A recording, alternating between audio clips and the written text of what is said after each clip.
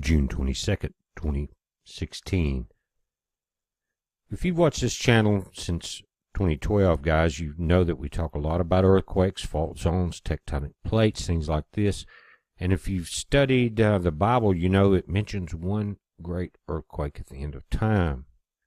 It says, on that day, Christ's feet is going to stand on the Mount of Olives. He said it's going to split down the center. It's going to make a huge ravine. Half the mountain will move northward and half will move southward. Greatest earthquake man has ever seen. This fault line, guys, in Jerusalem, it rivals the San Andreas Fault in California. In the worst part, where the pressure is building up now, which is 30 meters, 10 meters or 30 feet of pressure that is that's built up, that is unreleased, right there in the Jerusalem Fault. Now, this goes all the way through for 3,000 miles and becomes part of the African Rift. Pay attention to what I'm saying. It says the worst hit area will occur at the Temple Mount. It says earthquakes have already occurred in Jerusalem. Zechariah mentions the earthquake that occurred in the days of King Uzziah of Judah.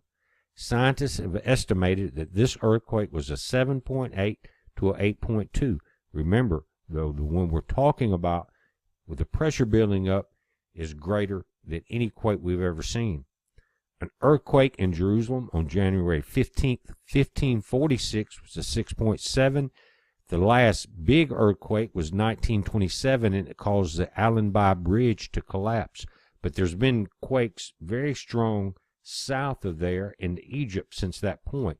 But this particular small section of this African rift that crosses through Jerusalem is behind schedule for a major quake. Now, on an average, the larger quakes hit Jerusalem every 80 years, so you can see that it's past time if we had the large one in 1927. So we're past that point. But 10 meters of unreleased pressure. But guys, it goes to this. And pay attention. It says, I saw 3 unclean spirits like frogs come out of the mouth of the dragon and out of the mouth of the beast and out of the mouth of the false prophet. What are they doing? They are spirits of devils. You don't think that spirits can walk this planet now? Pretend to be anyone? Working miracles which go forth, and what are they doing? They're going to the kings of the earth, of the whole world, to gather them to the battle of that great day of God Almighty. This is the quake date. Pay attention. Behold, I come as a thief, in red letters, Christ. Blessed is he that watcheth, keepeth his garment, lest he walk naked, and they see his shame. And he gathered them together in a place in the Hebrew tongue called Armageddon. And the seventh angel, the last angel, on the day of the Lord, poured out his vial into the air, and there came a voice, a great voice out of the temple of heaven from the throne, saying, It is done. And there were voices and thunders and lightnings, and there was a great earthquake, such as was not since man was upon the earth. So mighty an earthquake, and so great. And the great city was divided into 3 parts, and the cities of the nations fell. And great Babylon came in remembrance before God, to give unto her the cup of the wine of the fierceness of his wrath. And every island fled away, and the mountains were not found. And there fell upon man a great hail out of heaven, every stone about the weight of a talent. And men blasphemed God because of the plague of the hail, for the plague thereof was exceedingly great.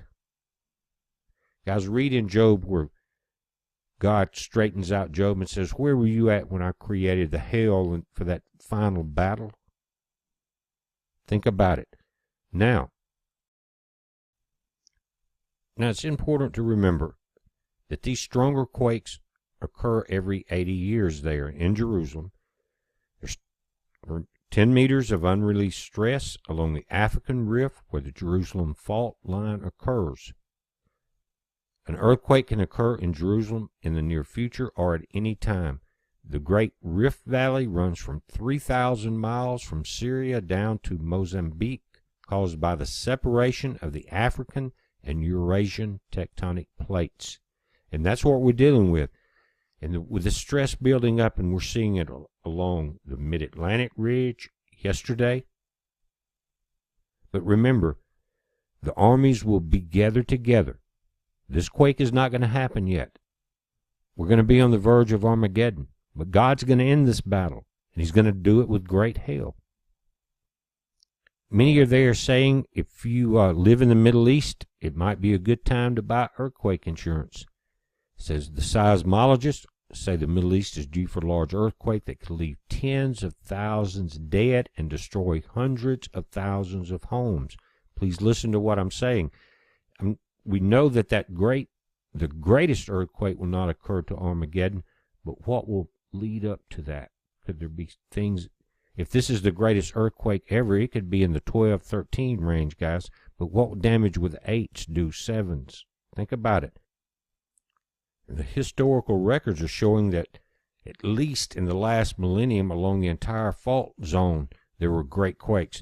But the average, again, 80 years for the strong quakes, but the major ones are every 8 to 10 centuries.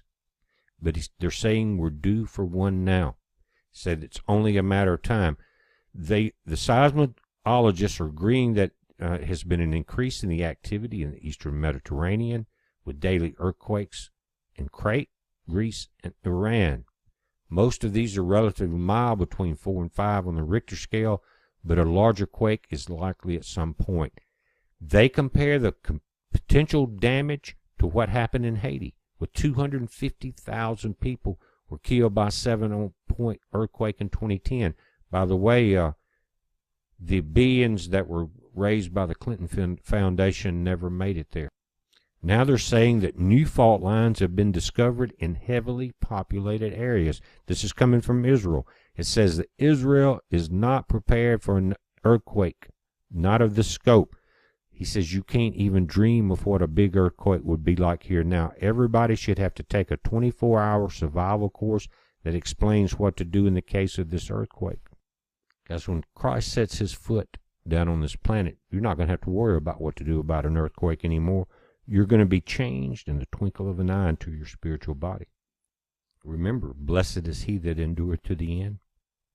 But they're comparing this again to Haiti. And it says that the Israeli estimates are that a similar sized earthquake, which was just a 7, would leave 7,000 to 16,000 dead, 90,000 wounded, and up to 300,000 buildings collapsed or damaged. In 1995, there was an earthquake reading 7.2 on the Richter scale in the Sinai Desert, south of there, not in the zone that needs the relief.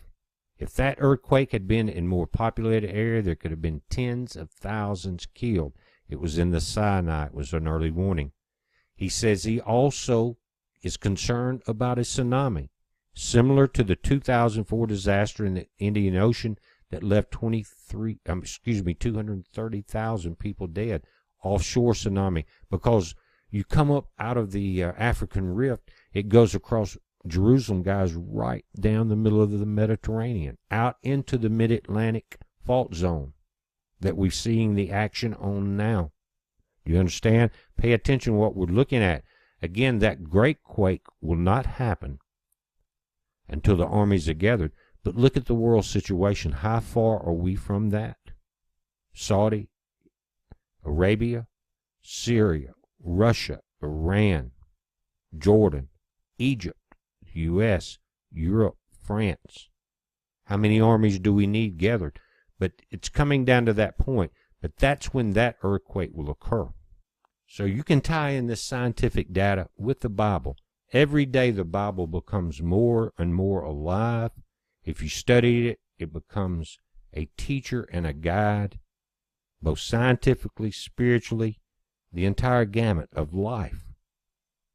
So don't turn against it, guys.